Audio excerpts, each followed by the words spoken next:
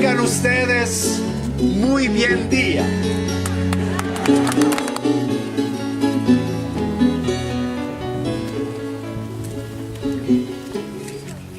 Queridos amigos, aquí estamos de nuevo.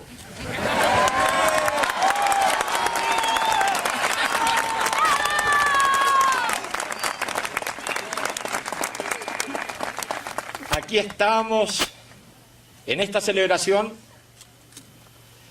rodeados por unos pocos amigos que estuvieron presentes desde el comienzo mismo de nuestras actividades, y también estamos en compañía de otros que desde tiempos más recientes nos acompañan en esta difícil tarea de humanización en un mundo que, en dirección inversa a nuestras aspiraciones, se deshumaniza día a día. Por otra parte, y en atención a algunos de los presentes que no cuentan con una versión adecuada de nuestros trabajos y de nuestro ideario, creemos que es del todo justo desarrollar para ellos algunos puntos que, aunque excesivamente simplificados, pueden dejarles una imagen aproximada de los hechos que dieron origen a esta corriente de pensamiento y acción que se expresó públicamente y por vez primera en este mismo paraje desolado hace hoy 30 años.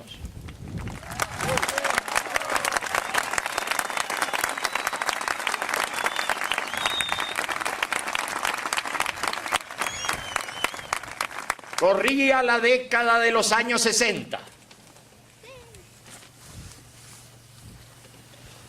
Ya había pasado la barbarie de la Segunda Guerra Mundial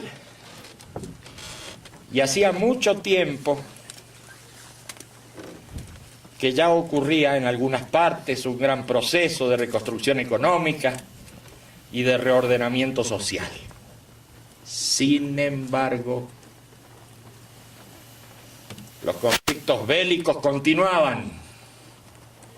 El hambre y las desigualdades se extendían en vastas latitudes y la capacidad de destrucción crecía sin freno. El mundo se había tornado bipolar y en ambos bloques se predicaba que el armamentismo era necesario para evitar la agresión del oponente.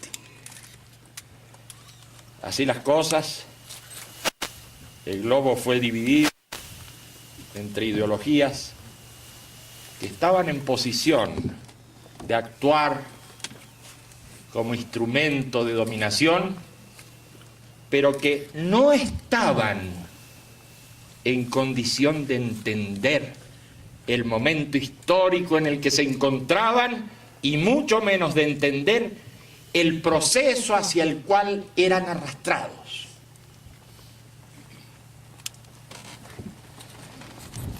La crisis de civilización que se empezó a expresar en esa época no fue, sin embargo, un fenómeno original, sino la simple continuación y exacerbación de los mismos factores que habían contribuido a generar las monstruosidades y las catástrofes mundiales.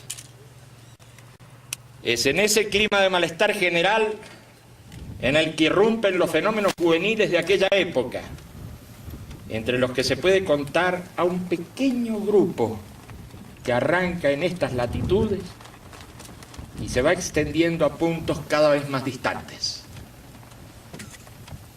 Este grupo no puede expresarse libremente porque ya en esos tiempos empiezan a sucederse las dictaduras.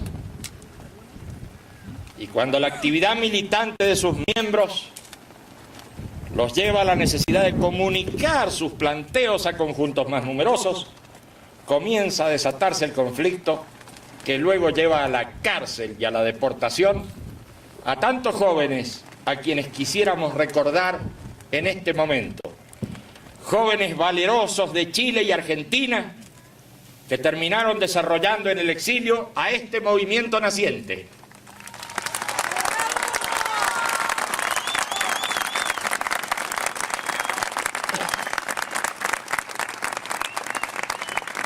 Queremos también recordar especialmente a los primeros miembros de España, Italia y los Estados Unidos que acogieron solidariamente a los exiliados de aquella época.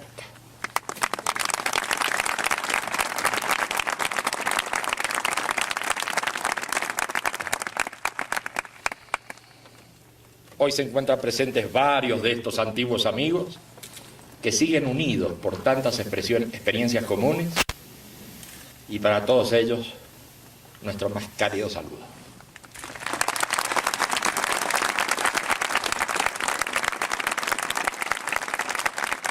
Pero continuemos con nuestro relato. Para la década de los años 70 comienza a articularse la organización de la Comunidad para el Desarrollo Humano. Se trata de una agrupación social y cultural que con el correr de los años sería reconocida por Naciones Unidas. En ese tiempo ya se fijan los parámetros doctrinarios más precisos y se establecen las características de este nuevo tipo de movimiento que ya no puede ser confundido con el espontaneísmo de otros grupos, a la sazón en franca decadencia y desintegración. Es a partir de la Comunidad para el Desarrollo Humano, ese organismo cuyo logo podía verse como un triángulo inscrito en un círculo, que empieza a desarrollarse un numeroso conjunto de clubes culturales, organizaciones sociales barriales y agrupaciones de base. Así se va formando lentamente este movimiento humanista que se expande a través de diferentes expresiones que van desde las campañas de alfabetización en países del Caribe y África hasta el trabajo de sanidad social en el que médicos, paramédicos y colaboradores actúan con muchas limitaciones, pero gran espíritu en varios puntos del mundo. Este movimiento humanista, tan diversificado en sus actividades sociales y culturales, también da origen a partidos políticos que comienzan a articularse recién en la década de los 80. Y ya para los años 90, el movimiento logra su plena madurez conceptual, se define como humanismo universalista o como nuevo humanismo, y se diferencia netamente de los antiguos humanismos con los cuales no guarda relación orgánica ni ideológica. En este año que corre se apresta a realizar una completa evaluación de lo actuado desde sus primeros pasos y pretende definir su estrategia para el siglo que viene.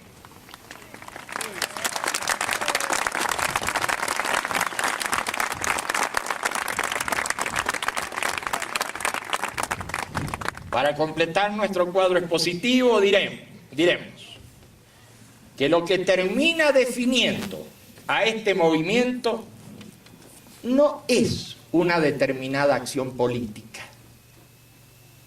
una acción social o una actividad cultural, sino un conjunto de ideas y un estilo de comportamiento.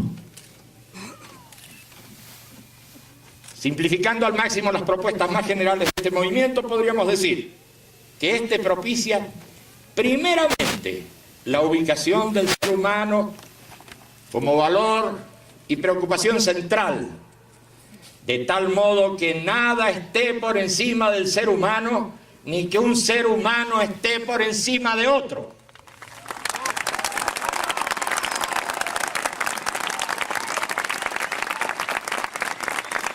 En segundo lugar, afirma la igualdad de todas las personas y por tanto trabaja por la superación de la simple formalidad de iguales derechos ante la ley para avanzar hacia un mundo de iguales oportunidades para todos.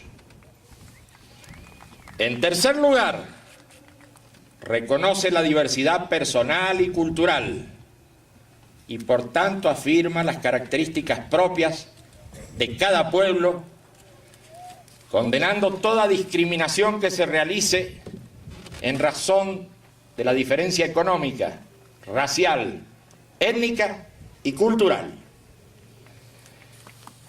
En cuarto lugar, auspicia toda tendencia al desarrollo del conocimiento por encima de las limitaciones impuestas al pensamiento por prejuicios aceptados como verdades absolutas o inmutables. En quinto lugar, afirma la libertad de ideas y creencias y, por último, repudia toda forma de violencia, entendiendo no solamente a la violencia física como único factor, sino a la violencia económica, a la violencia racial, a la violencia religiosa, a la violencia moral y psicológica como casos cotidianos arraigados en todas las regiones del planeta.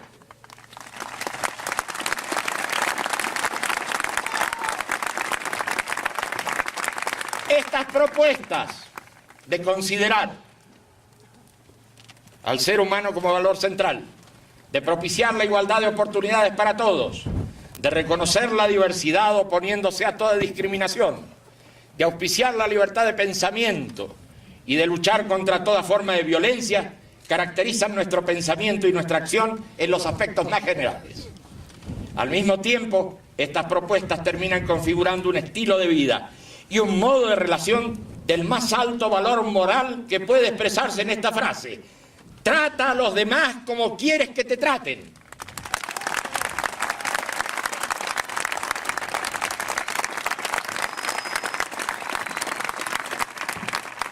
Por último, se debe destacar como determinante de nuestro comportamiento la participación en todos los campos, a fin de llevar adelante las propuestas antes mencionadas. Participar en las áreas de lo cultural, lo social y lo político, con la mayor energía y tenacidad de que seamos capaces, va más allá de ser una recomendación de nuestro movimiento para convertirse en una necesidad de esta época crítica que estamos viviendo. El argumento de que todo está en manos de un sistema infinitamente poderoso y violento, que el éxito pertenece a los corruptos y los incapaces, en lugar de ser motivo de aceptación para nuestra condición de seres humillados y sometidos, debe convertirse en un estímulo fundamental para cambiar el estado de las cosas públicas.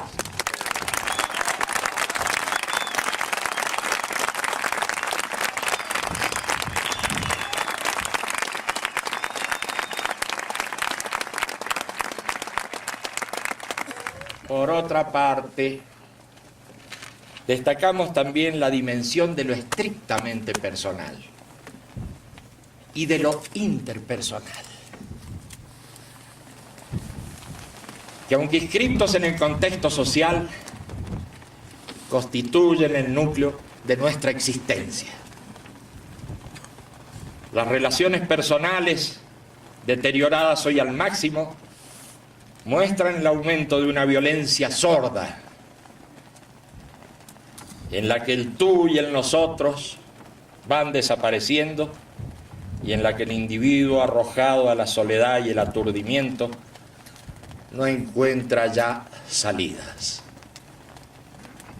Debemos reafirmar en este campo que todo ser humano tiene derecho a preguntarse por el sentido de la vida, por el amor, por la amistad, por todo aquello que hace a la poesía y la grandeza de la existencia humana. Y que un estudio estúpida y pequeña cultura materialista trata de denigrar arrastrando todo hacia los antivalores y la desintegración. Y en esta situación que nos toca vivir, reconocemos el triunfo provisorio de la cultura del antihumanismo y declaramos el fracaso de nuestros ideales que no se han podido cumplir. Pero los triunfadores de hoy no tienen asegurado el futuro, porque una nueva espiritualidad comienza a expresarse en todo el mundo. No es la espiritualidad de la superstición, no es la espiritualidad de la intolerancia, no es la espiritualidad del dogma, no es la espiritualidad de la violencia religiosa, no es la pesada espiritualidad de las viejas tablas ni de los desgastados valores.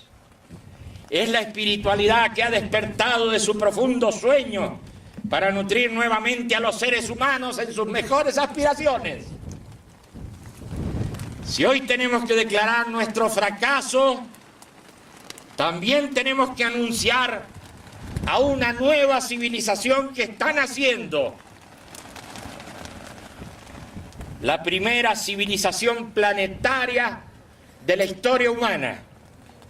Y, por lo tanto, aquellas crisis que sobrevienen y aún sobrevendrán en un futuro próximo, servirán, no obstante su infortunio, a superar esta última etapa de la prehistoria humana.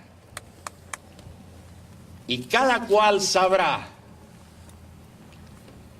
si decide o no acompañar este cambio, y cada cual comprenderá si busca o no una renovación profunda de su propia vida.